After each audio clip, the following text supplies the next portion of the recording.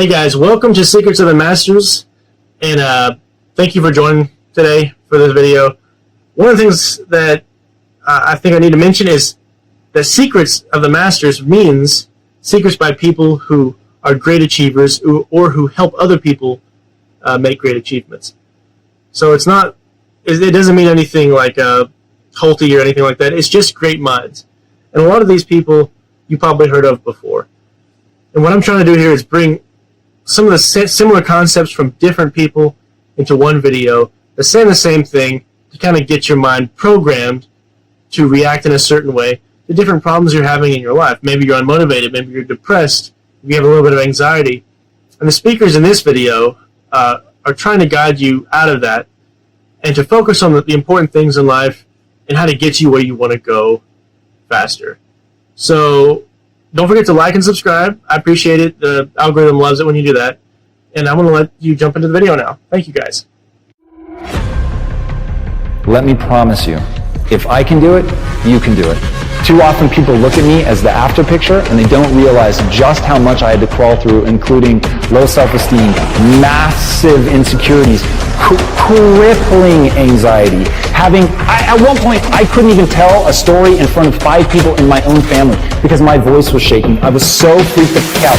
And right now I'm around 1, 2, 3, 4, 5, 6, 7. It's like we have about 7 people in this room that routinely speak in front of massive crowds, and all of that was a process. It is a process that is teachable. It is things you need to go through to completely and radically change your mindset. And in changing your mindset, you change the wiring of your brain. And that's what I want you guys to understand. You can change the physical structures and the functions of your mind. Are you interested in achieving these goals, or are you committed? If you're interested, you'll do what's convenient. You'll come up with stories and excuses and reasons why you can't, and you'll use your education as an excuse, you'll use your stories as an excuse, you'll use the fact your father was a cab driver and was a gambler and never had any money. You'll use all of that as your reasons why you can't. But if you're committed, you will do whatever it takes. You'll let go of your stories, you'll let go of your excuses and become who you are destined to become. Had me write my vision for health, wealth, relationships, career, business, finances, charity, fun, experiences, everything, every area of my life. You have these documents. He said, I want you to read them every day, and you're going to do it while you come into the office so that I know that you've done them. And I want you to run your fingers across them as you're reading them, and then when you're finished one paragraph, close your eyes, and I want you to feel, what would it be like if that was true? So he got me to see it, to touch it, to close my eyes and visualize it and to feel it. So at the time he didn't understand what he was really doing, but he was causing me to create new neural patterns in my brain that did not exist before. It is a decision. It's something that you have to decide. And whatever it is that you decide, you're going to end up seeing the evidence for that.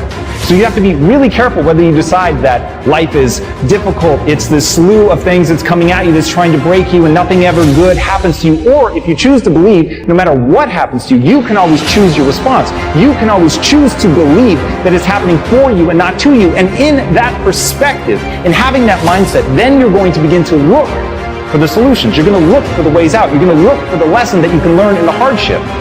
That is mindset. It's a subset of beliefs about what you're capable of and what the world really is at its foundation, whether it's working for you or against you. So understand that these things are all a choice. That's right, attitude is everything. You know, I often tell our students in school, it's not about your aptitude, it's about your attitude. That's right, it's not about your aptitude, it's about your attitude. I discovered a long time ago, it's exposure. Some of you are not where you want to be.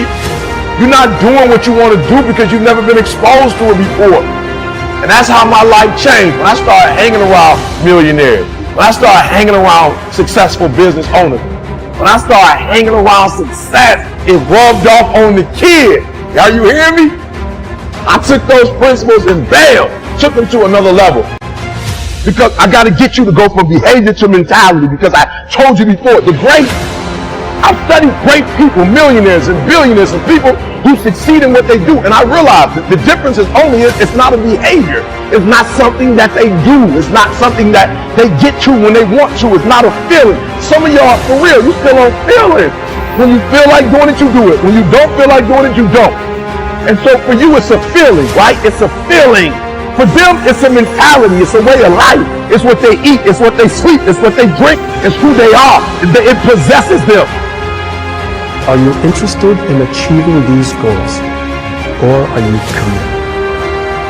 You use the fact that your father's a cab driver and was a gambler and never had any money. You use all of that as your reasons why you can't. But if you're committed, you will do whatever it takes. You'll let go of your stories. You'll let go of your excuses and become who you are destined to become. This is a mentality. Like, you gotta live this. You gotta eat this. You got every single thing you do. It's a mentality. Okay, so what do I mean? Going to the next level is about the W, the O, the R, and the K, baby. It's about work. No, I'm not talking about location. I'm talking about giving 120%. When you go to work this week, I need you to do yourself a favor. I need you to put all your heart, all your mind, and all your soul into it. All right, so watch this. 3 things. Work. So what do I mean when I say work on your work? First, you got to study your work. Are you hearing me? Like, you going to work every single day and you're not getting no better at it because you're not studying it. Like, literally, you got to study your own work. I don't know if you play football or basketball. If you a teacher, look, if you a teacher, get you a camera and put it in the room. Stop letting the principal study your work. Stop letting the assistant principal, stop letting the administrator study your work. You should be studying your own work. You should be your own performance coach. You should be looking at what you do, how you do it, when you do it, why you do it. You should study your work. Number 2, listen to me. We're taking it to another level. I critique your work. All right, I'm talking about examine it, measure it. So what I want you to do is from day to day, from week to week, from month to month, from year to year, I want you to critique your work. If you think and you believe and you emotionalize and visualize and you create your plan for how am I actually going to achieve this? So what do I need to do? When am I going to do it? How specifically? How am I going to tweak it, measure it, and iterate it so that I'm consistently making progress? I learned the value of progress versus perfection. None of my mentors ever had me focus on perfection. They had me focus on progress to just keep getting better. Little incremental gains every day, every week, every month, every quarter. And even when you move backwards a couple of steps, what's the progress that you made in what you learned? So I was taught that failure is an opportunity to learn. And I was also taught to disassociate me being a failure from failure. I'm my greatest critic. I'm not relying on comments on YouTube. I'm not relying on the feedback of others. I'm trying to constantly not just look at my work. Are you hearing what I'm saying? Not just study it, but I'm trying to critique it. I'm trying to evaluate. I'm trying to measure it. Because there's no way you can get to another level if you can't measure it. You got to know where you are first to know where you're going. So I need you to critique your work. And the last one, I need you to reflect on your work. I need you just to step back from your own work sometime. Just step back from your work and reflect on it. Like, just really think about it, right? Think about how you do what you do.